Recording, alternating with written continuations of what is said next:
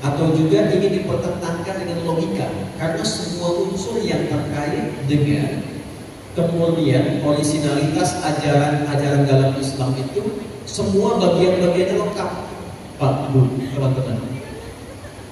Nabinya misalnya, bukan hanya dikenal namanya. Kalau Anda telusuri tempat lahirnya sampai sekarang masih ada. Tuh lokasinya. Jejak dakwahnya bisa digali. Setiap tempat beliau dari lahir, tumbuh, berkembang, berpijak, kemanapun beraktivitas, itu situs sejarahnya masih bisa ditemukan, dipelajari, dilacak, bahkan bisa digali hikmah-hikmah yang terkandung di dalamnya.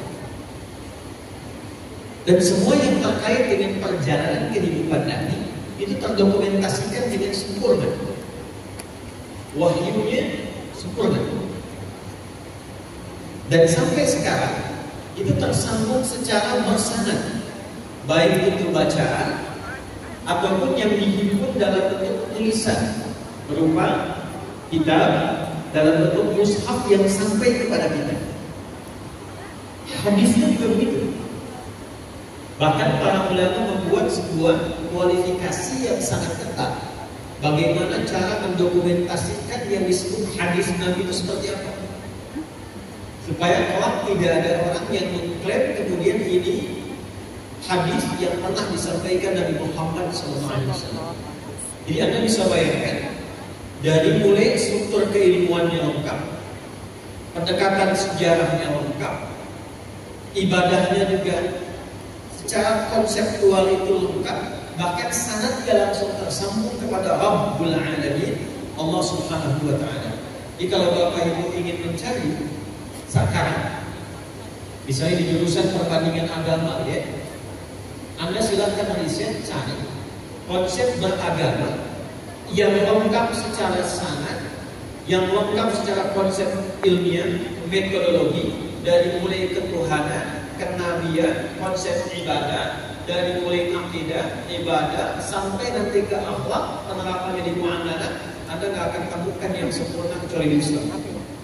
Untuk menunjukkan kebenaran ajaran Islam. Ini yang menjadikan penguat ketika Allah berfirman di Quran surah ketiga Al-Imran di ayat ke-19, Inna dina indallahi Islam.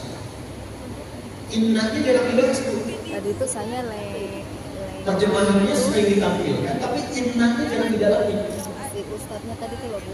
Kadang-kadang kajian kami kan dianalisis kebahasan Quran itu 30 juz dari Al-Fatihah sampai dengan An-Nas. Objektif tafsir, at-tahrir wa at-tanwir. Jadi kalau kita kaji lagi lebih dalam, inna misalnya perkataan nahwu, harfu nasbin wa tawkidin tansibul islam wa tarfa'ul khabar mabniun 'ala al-fath la mahalla lahu min al-i'rab. Paham? Tidak.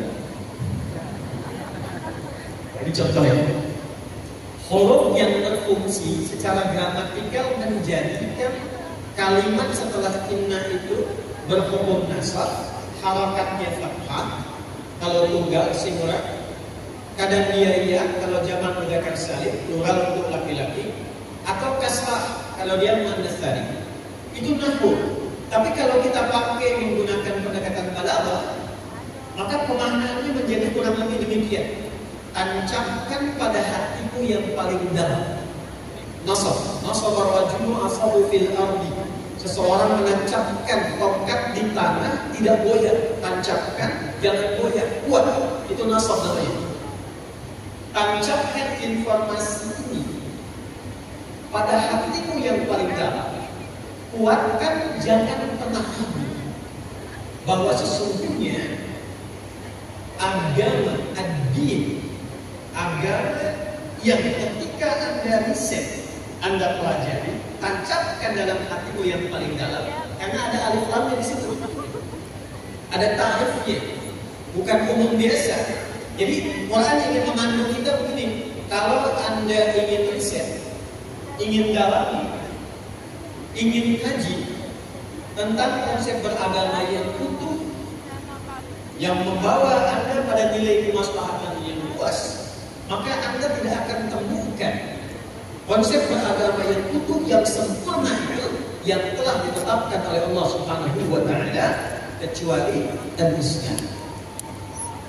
Jadi bukan sekedar menampilkan doktrin ini Islam yang paling unggul ya, istimewa ya, tapi kita diajak berpikir. Silahkan Anda riset.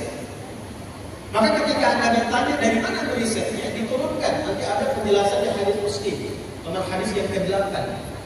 Sanadnya tersambung kepada Umar bin Khattab radhiyallahu ta'ala anhu, beliau mengatakan, "Bainama nahnu julusun 'inda Rasulillah sallallahu alaihi wasallam, ittala'a 'alaina rajulun shadidu bayad ath-thiyab, shadidu sawad ash-sha'r, la yura 'alayhi atharu as-safar, wa la ya'rifuhu minna ahad.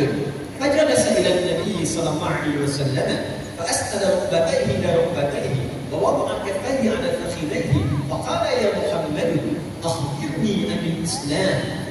فقال الإسلام أن تشهد أن لا إله إلا الله وأن محمد رسول الله وتقيم الصلاة وتؤتي الزكاة وتصوم رمضان وتحج البيت إن استطعت إليه سبيلا. قال صدقت. قال فعجبنا يسأله فيصدقه. Sampai titik ini dulu saja.